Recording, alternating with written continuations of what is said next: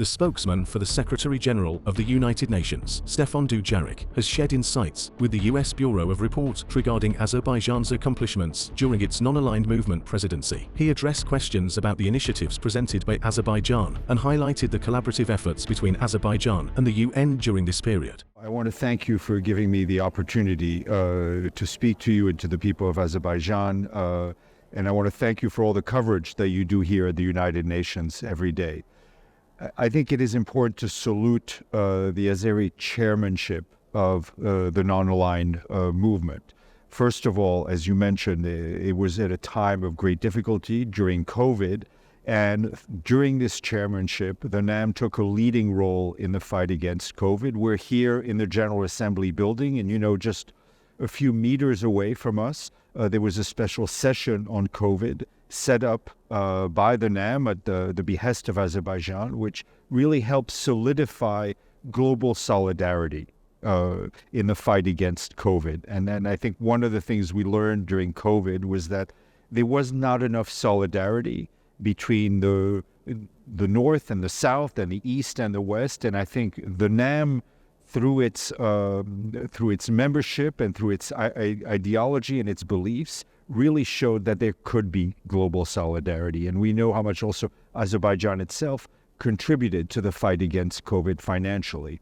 For the Secretary General, this is a symbolism of the shared ideals between the non-aligned movement and the United Nations. And those are ideals about the importance of multilateralism, that no country can by itself face all the global challenges that we have. And it is only through this global solidarity, through this belief in multilateralism, that we are stronger as a world through the tools of multilateralism. And NAM plays a hugely important role in that. Historically, it has throughout the Cold War, and it continues to be extremely valid today. And I think the special projects on women, if I'm not mistaken, there was a meeting in November in Baku in which the UN country office also very much supported these efforts, show the strong interest that NAM had in promoting gender equality, in promoting the role of women and the human rights of women. We live in a time where we saw during COVID a rollback on a lot of the sustainable development goals, especially on the ones having to do with women, because, and I don't have to explain this to you, but the fact that often when there is a crisis in the home, the women who may be working have to stop working.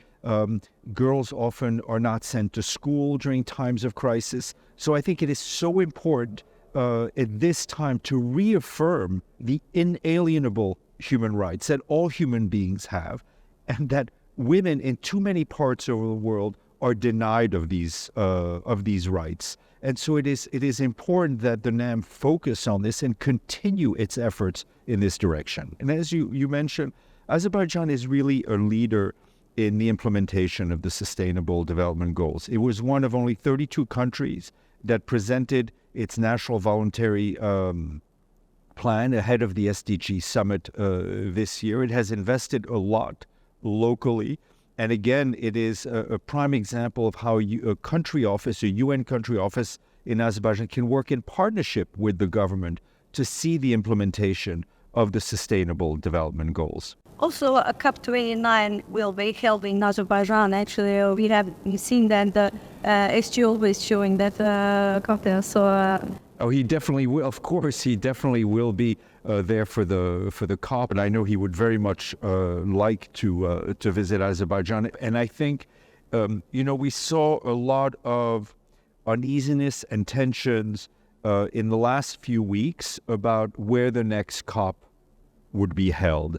And I think it is a sign of the leadership of Azerbaijan, the fact that we've seen the agreement with Armenia. We've seen the exchange of prisoners, which has, in a way, led to a lessening of the tensions, which has enabled Azerbaijan to be the official candidate to host the COP, and clearly will. And we know that they've also supported Armenia's election to the Bureau of the COP. So it is a sign of lessening of tensions. And we live in a world today where there are so many difficult situations around the world, right? In Israel and Gaza, we're seeing now new tensions between Guyana and Venezuela, in Sudan. And I think countries that can show that they can finally come to some resumption of dialogue and lessening of the tension and understanding that the only path to solving problems is a political one, not through weapons. So I think this is a very this is something we're very happy to see, that there is clarity for the next COP, because as you know, climate change is the overriding problem that we're all facing, and countries in the Caucasus and Central Asia have suffered and continue to suffer from climate change. So I think we very much look forward to the Azeri presidency of the next Conference of Parties on Climate. Also, Steve, while Secretary General was quickly to condemn the Ukraine-Russia war, Afghanistan, and urgent member states that to take a stand, but approach Azerbaijan and Armenian conflict appears most soft. I could say, not lacking a strong message or evidence.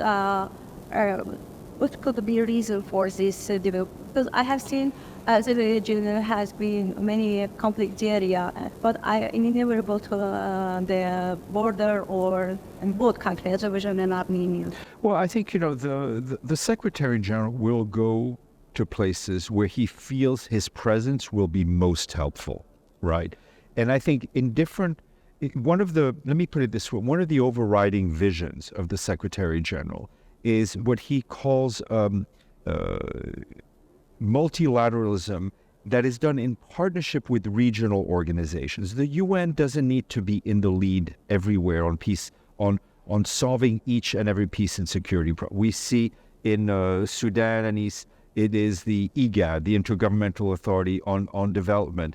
In Guyana, and Venezuela, it is CARICOM and CELAC, with the support of the United Nations. So we know that in solving the issues between Azerbaijan and Armenia, there were other countries already had taken the lead, trying to find a peaceful solution. So the Secretary General doesn't want to involve himself in something just for the sake of being involved and maybe complicating matters. But we're always there to support the framework that already exists. I think let me ask you the question, right? You know more about this issue than I do. You've seen the developments. It seems to me, as someone who is not as steeped in it, that this was a very important step that was taken last week, and the Secretary General has welcomed it, and we will try to accompany Armenia and Azerbaijan as they move on a path to normalization. So there's a huge environmental program going on in Azerbaijan because under 30 years of occupation, Armenian landed many mine in that area, and every day almost we have some news, some people injured, died, and 2 of them were my colleagues last year. And still, the Azerbaijani government say it will take more than 10 years to clear all area because Armenia refused to provide the current or the right map for clearance. First of all, on behalf of the Secretary General, present my condolences to you and the families of your colleagues. I think it's also another sign of the dangerous work that journalists do all over the world. And personally, as a former journalist, having spent 10 years, I know the kinds of risks that journalists take to tell the story. And so please accept my condolences. Mines is really one of the most vicious weapons that we have today because they do harm for decades to come. And we see it all over the world where demining has to take place. And the UN, I know through our UN Mines Office, Demining Office, have been supporting the government, and we will do so in whatever way we can because it is such an insidious weapon, right? Because as you say, even 5-10 years from now, you never know. A child could play on a mine, or a farmer could be tilling his field and find a mine. And so wherever in the world we are there to work with member states through the Mine Action Service, to help the demining efforts.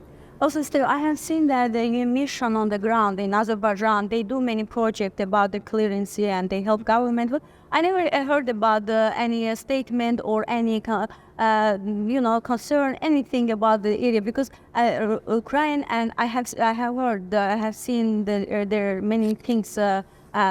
At least, they almost, as I said, every day someone is injured or died in that area because of mine explosion. But I never heard this headquarters say something, Well, I mean, we've always spoken out against mines. I know we had a mission not too long ago to the Nagorno-Karabakh area. And I'm sure that the country team will accompany the government, now that the situation on the ground has changed, will accompany the government and help through our Mine Action Service to do whatever we can for the sake of the people who live there. So, what do you think? UN country is ready to support Azerbaijan in restoring liberated territories? I think the UN country team will work with the government and support them in whatever way they can through the agreed frameworks that exist.